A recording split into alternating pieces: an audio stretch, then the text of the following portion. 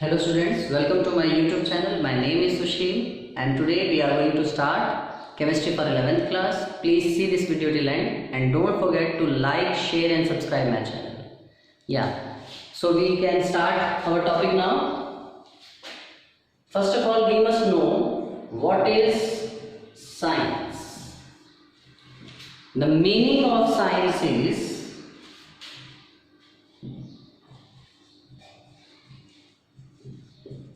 to know, to get knowledge about something. किसी भी चीज के बारे में ज्ञान की प्राप्ति साइंस कहलाता है. साइंस में जरूरी नहीं, it's not necessary that we will study formulas, derivations etcetera etcetera. No, it's not necessary in science. Science में जरूरी नहीं कि हम सिर्फ सूत्र पढ़ें या बड़े बड़े सवाल करें, वही विज्ञान नहीं है. साइंस का मतलब जानकारी प्राप्त करना है. हमने 10th स्टैंडर्ड तक एक टॉपिक पढ़ा होगा, एक सब्जेक्ट पढ़ा होगा, उस सब्जेक्ट का नाम सोशल साइंस था. तो समाज के बारे में जानकारी प्राप्त करना. तो साइंस का प्रॉपर मीनिंग बताने के लिए मैंने एग्जांपल दिया. साइंस का प्रॉपर मीनिंग है टू नो, जानकारी लेना, जानना, नॉलेज गेन करना साइंस है. साइंस की बहुत सारी ब्रांचेस हैं, उन्हीं में से एक ब्रांच केमिस्ट्री जो हम स्टडी करने वाले हैं.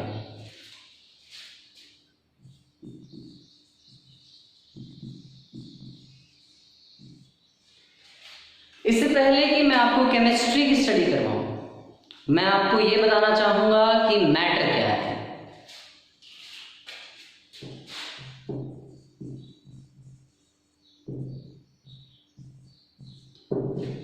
हिंदी में हम मैटर को पदार्थ कहते हैं. Anything that occupies space, have mass and presence of which can be felt by any of our sense organs is called matter. कोई भी वो चीज जो जगह लेती है, जिसका मास भार है और जिसकी प्रेजेंस को हम फील कर सकते हैं हमारे किसी भी एक ज्ञानेंद्रिय के द्वारा, उसे हम मैटर कहते हैं. Anything that occupies space, have mass and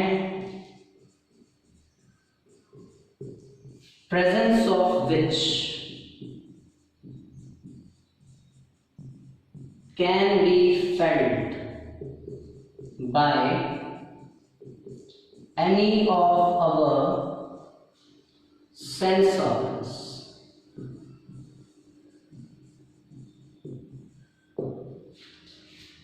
हवा एक मैटर है, पानी एक मैटर है, मेरे हाथ में मार्कर है, ये एक मैटर है, ये बोर्ड एक मैटर है.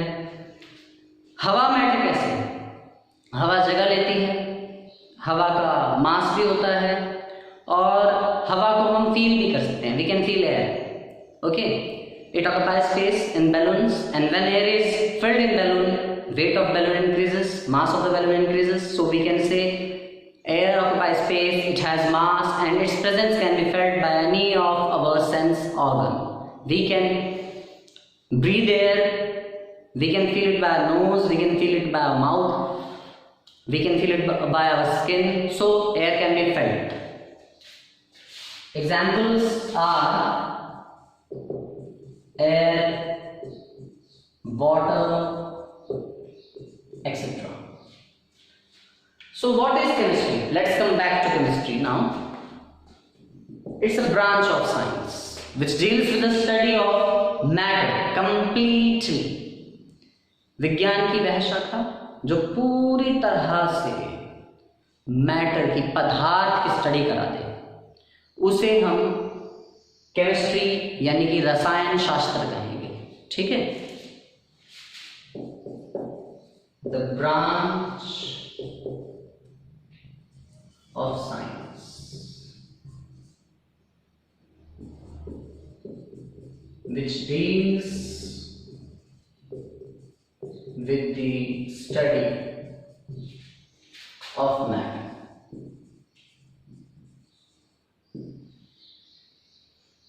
कंप्लीटली। मैटर की कंप्लीट स्टडी से हम क्या समझते हैं? मैटर किन किन चीजों से मिलकर बना है और वो चीजें उसमें किस रेशो में प्रेजेंट है, यानी कि मैटर की कॉम्पोजिशन क्या है, कंपोनेंट्स का रेशो क्या है उसमें। दूसरा, मैटर किस तरह की केमिकल रिएक्शंस करता है, उसको धूप में छोड़ेंगे तो क्या होगा, उसमें एसिड डालेंगे तो क्या होगा, बेस डालेंगे तो क्या होगा, गर्म करेंगे तो क्या होगा, ठंडा करेंगे तो क्या होगा, अलग अलग सिचुएशन में उसने जो जो चेंजेस किए उनकी स्टडी। फिर उन चेंजेस पे केमिस्ट्री के कौन से लॉ अप्लाई हो रहे हैं उनकी स्टडी। ये कंप्लीट स्टडी में आएगा। मैटर की स्ट्रक्चर, संरचना कैसी है, अंदर से उसका ढांचा कैसा है, उसकी केमिकल प्रॉपर्टीज, उसमें कौन से रासायनिक गुण हैं, उसकी कॉम्पोजिशन, वो किन किन चीज़ों से मिलकर बना है, वो किन किन चीज़ों के साथ किस तरह से रिएक्ट करता है अलग अलग सिचुएशन में, और उन सिचुएशन में उसके ऊपर कौन से लॉ अप्लाई होते हैं, ये सब एक मैटर की कंप्लीट स्टडी में आता है। The branch of science which deals with the study of matter completely. इसको हम इस तरह से लिख सकते थे, the branch of science which deals with the study of structure, nature,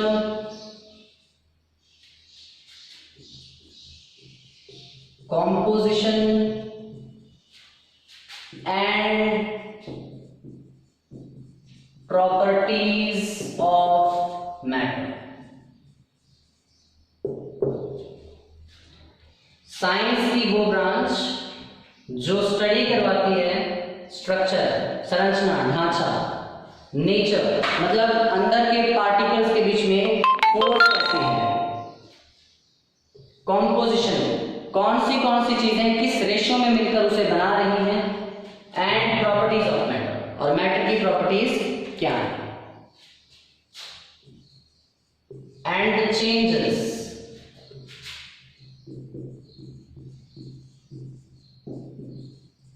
that it undergo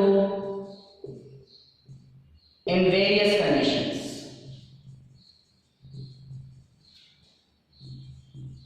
और अलग अलग स्थिति में, अलग अलग कंडीशंस में उसने क्या क्या चेंजेस किए, and also the laws which govern this changes.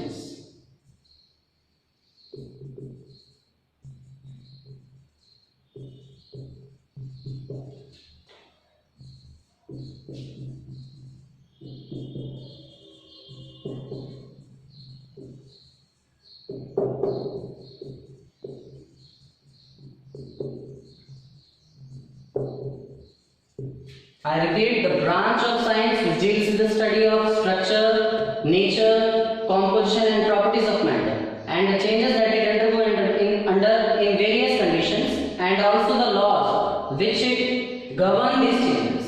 In changes पर लगने वाले laws की study भी chemistry में है। अब हम बात करते हैं matter की study की। तो classification of matter हमारा टॉपिक है।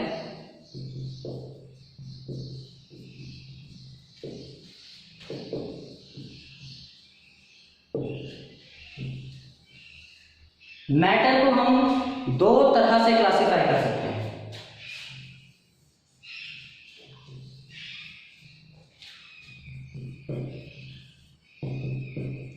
फिजिकल क्लासिफिकेशन ऑफ मैटर और chemical classification of matter.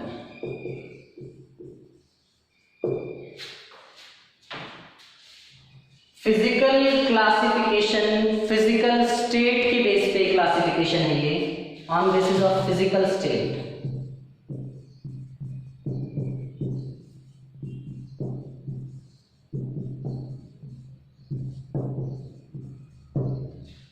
Chemical classification ये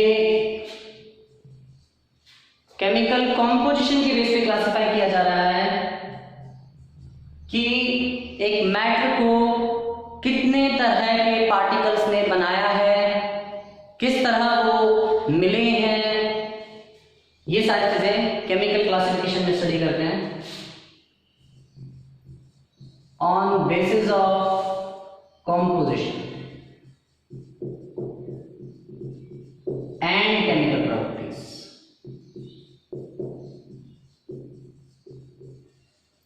कॉम्पोजिशन और केमिकल प्रॉपर्टीज के बेस पर है केमिकल क्लासिफिकेशन।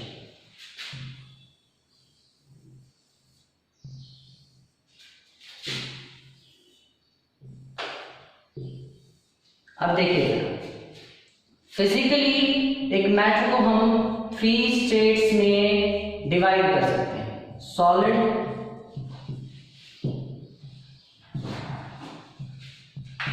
लिक्विड और गैस। केमिकल क्लासिफिकेशन में हम एक मैटर को 2 तरह से क्लासिफाई कर सकते हैं, प्योर और इम्प्योर। इम्प्योर को हम मिक्सचर भी कहते हैं।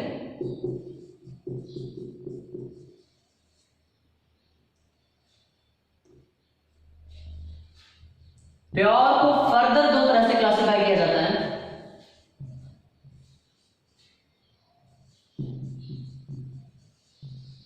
एलिमेंट और compound.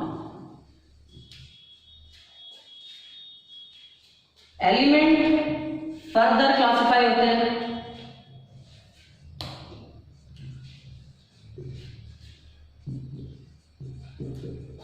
Metals, non metals, semi metals. Semi metals को हम मेटलॉइड्स भी कहेंगे।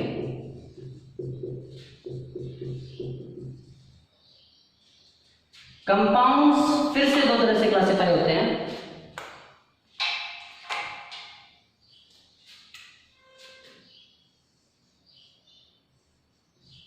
ऑर्गेनिक और इनऑर्गेनिक।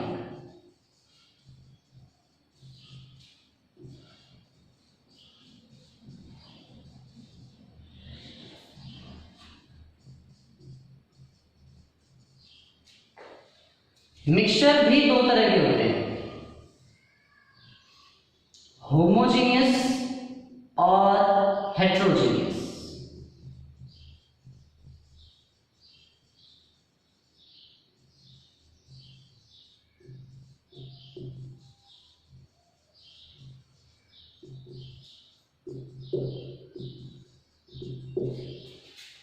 ये मैटर की क्लासिफिकेशन टेबल है। अब हम इस टेबल को सीक्वेंस वाइज कंप्लीटली स्टडी करेंगे।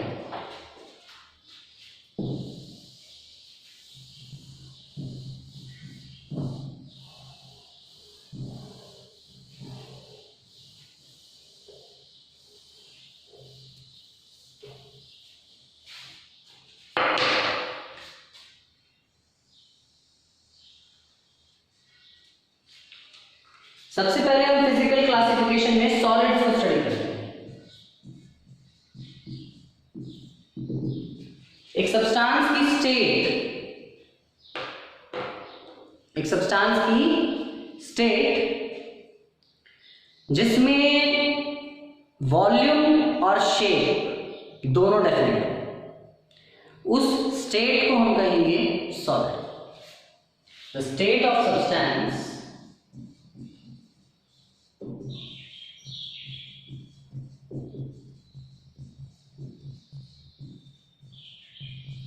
in which it has definite volume and definite shape is called solid। उसे हम सॉलिड कहेंगे। सॉलिड्स की कुछ प्रॉपर्टीज हैं। पहले तो वो रिजिड होते हैं, सख्त। दूसरा, हम प्रेशर लगा के सॉलिड को कंप्रेस नहीं कर सकते। जैसे ये मार्कर है, अगर मैं सोचूं कि मैं प्रेशर लगा के इसे थोड़ा पिचका के किसी कम जगह वाले स्पेस में रख दूं जहां पर कम स्पेस है, तो मैं ऐसा नहीं कर पाऊंगा। अगर मैं इसे कंप्रेस करूंगा, प्रेशराइज करूंगा, तो ये ब्रेक हो जाएगा। ये ही प्रॉपर्टी रिजिडिटी भी कहलाती है, कि अपनी शेप पर बने रहना। रिजिड, इनकंप्रेसिबल,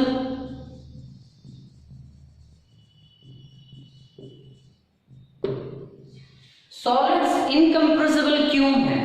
क्योंकि सॉलिड्स को बनाने वाले पार्टिकल्स बड़े क्लोजली पैक्ड हैं, ऐसे like this.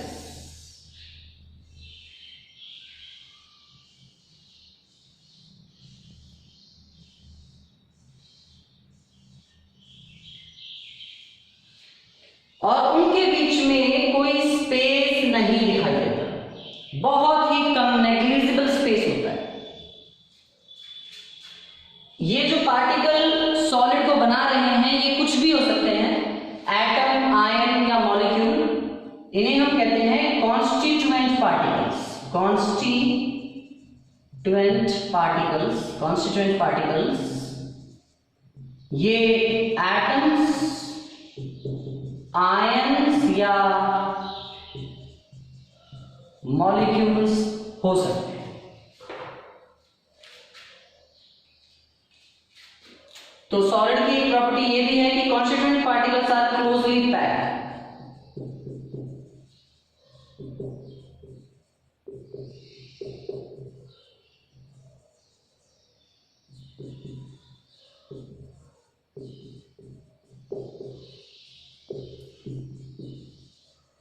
There is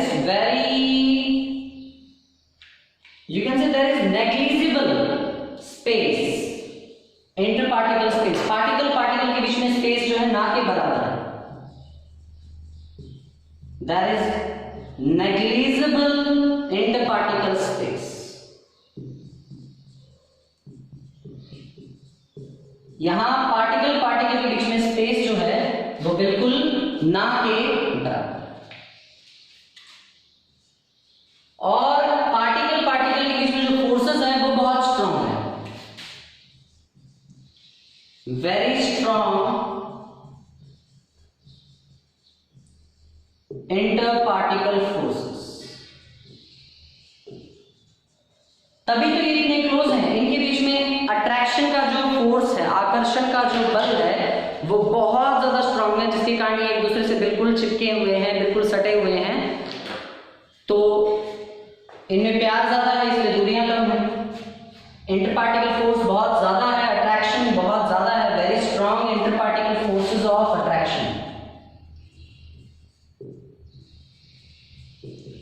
attraction की फोर्सेस बहुत ज्यादा है, इसीलिए इनके बीच में स्पेस नहीं। और क्योंकि इनके पार्टिकल्स के बीच में स्पेस बहुत कम और फोर्स बहुत ज्यादा है, तो इनका मेल्टिंग और बॉइलिंग पॉइंट भी बहुत ज्यादा होगा।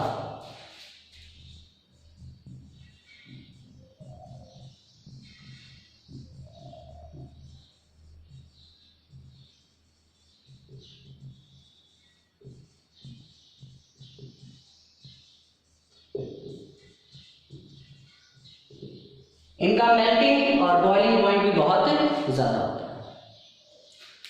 सॉलिड एक सब्सटेंस की स्टेट है जिनकी वॉल्यूम डेफिनेट होती है, शेप डेफिनेट होता है, वो सख्त होते हैं, इनकम्प्रेसिबल होते हैं, उनमें कॉन्स्टिट्यूएंट पार्टिकल्स के बीच में स्पेस नहीं होता या बहुत कम होता है, उनके बीच में फोर्सेस बहुत ज्यादा होती हैं और उनका मेल्टिंग बॉइलिंग पॉइंट भी हाई होता है। अब हम पढ़ते हैं लिक्विड्स।